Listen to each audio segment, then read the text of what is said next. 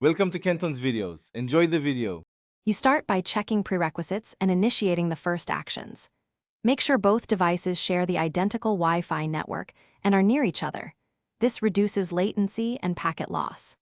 Once done, enable the mirroring or casting feature on the source device and put the receiver into pairing or discovery mode so it can be found. If Wi-Fi is flaky, reboot the router now. That often clears DHCP or interference issues before you attempt a connection. Next, you actively establish the link and troubleshoot midstream problems.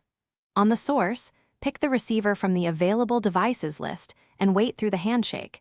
This exchange verifies compatibility and codecs. If a PIN or confirmation appears, accept it on the receiver to complete pairing. Make sure to choose a lower resolution or performance mode if frames drop. Doing so reduces bandwidth and CPU load, which often stabilizes the stream without changing. To finish, you confirm quality and apply final fixes. Play a short video and check audio/video sync, orientation, and full screen behavior so you catch issues early.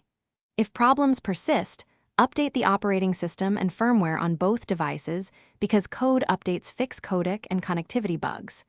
Make sure to reboot both devices after updates. If you still have trouble, try a temporary mobile hotspot to isolate the home network. This test quickly tells you whether the problem.